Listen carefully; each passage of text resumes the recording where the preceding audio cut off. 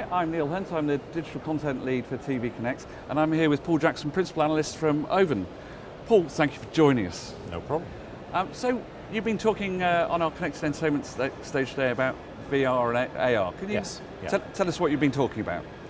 This is really, as I see it, the sort of reality check for the VR market after the headsets came out last year, and there was an awful lot of fairly unrealistic hype.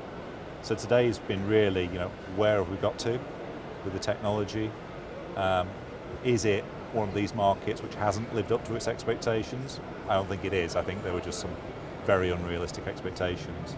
And where do you go from here? What's going to make money, and what are consumers really going to engage in the next 3 to 5 years?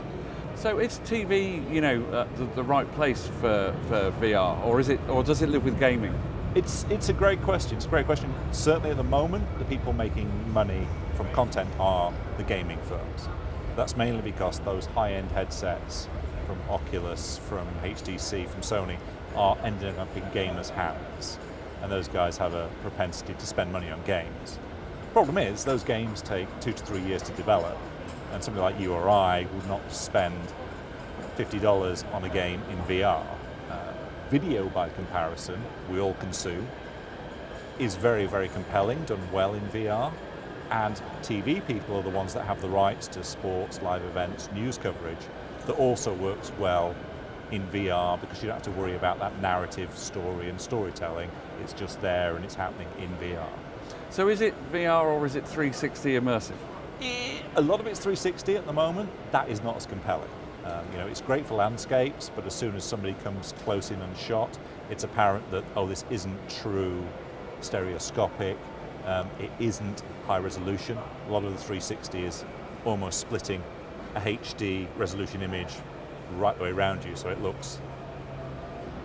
We get to the point whereby you can do much the same with a proper VR camera, proper editing, and get something which really will make people go, wow, this is amazing. I feel as though I'm in the sports stadium or the concert venue watching that performer absolutely live.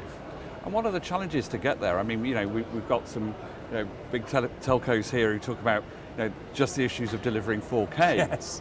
So now we're talking about 4K VR, effectively. Yeah. Which is not just sort of 4K each eye, but you're also having to stitch together all the 4K cameras from behind your head almost. So it's a lot more bandwidth, and that's probably one of the key issues in terms of certainly live. If it's films or shorts or things like that, obviously people can buffer it to their local device. But for live, that bandwidth constraint is going to be a major headache for the telcos and the broadcasters, to be honest.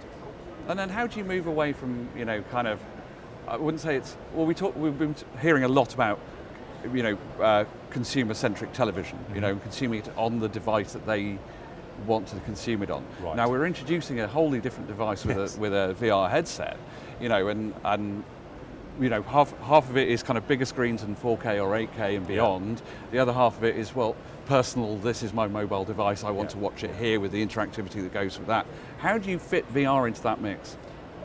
It's a good question. I think ultimately VR gives you both, because you can have the small device, but when you're sitting wherever, you can put it on and you get the same effect as a cinema surround system. I think that the issue is, how do you optimize for that small number of owners today that have the devices that may want to pay for the content while still keeping an eye on when does this go mainstream? When does everybody have a headset? When does everybody get an enclosure with their new mobile phone? Because until that, the whole great thing about mobiles is if you send video to a mobile, you've got an audience of 3 billion handsets out there. VR is a fraction of that. So what about 5G? How does that kind of marry into it? Yeah, it helps. I mean, you both with 5G and with fibre broadband, that gets over some of that bottleneck that you're going to experience trying to get those multiple 4K images at 60 frames a second. We have to have 60 frames a second in VR, otherwise people get nauseous, to the end user wherever they are, whenever they are, on whatever device they use. So where does the money come from? Great question. At the moment, gamers. Gamers buying the occasional VR game for their high-end headsets, and some promotional marketing spend, obviously, from big brands. In terms of making money from your TV show, it's not happening. Yeah. And it will take a long time to develop that. So what sort of companies are the ones that are going to be driving this? Is it the kind of big entertainment giants that do gaming and, so, Sony springs to mind, I guess? Yeah. To a degree, yeah. I think it's also interesting to look at those companies that do experiences and content, so Disney or IMAX, for venue VR, so equipping cinemas or theme parks or theme park rides with VR. I think that's going to be one of the themes of this year, that a lot of those trials will come to fruition. Apart from that, yes, it's going to be those guys who have good media IP properties, particularly in sports or reality, that want to add a bit of VR. Or it's going to be those people who are coming at it from the, can we get 1 million headsets out there to our subscribers and start selling them content. So that would favor those guys that were going more into that content communication space, like AT&T or Verizon, for instance, or BT. Certainly while we're in those early days of headset adoption. Brilliant. And been at TV Connect for a couple of days now. How have you enjoyed the show this year? It's been good. It's been good. I see a lot of interesting VR demos, which we haven't done in previous years. And I think also that we're getting to that stage where 4K, which was scaring people a couple of years ago, is now pretty much built into everybody's plans, and they can do it, and it's not as scary. So it's nice to see that gradual progression, which VR will go through as well, this is really scary, you need new infrastructure, new set-top boxes, those being provided, and now people are thinking about how do I make money from those enhanced services, as VR will follow in a couple of years doing that. And you mentioned earlier about the kind of little bit of maybe unrealistic expectations of VR. Looking forward, when does it hit? When's the sweet spot? Is it 5 years? Is it 10 years? It's those kind of timescales. It's not 2018. Yeah. I think the interesting longer term trend is immersive AR.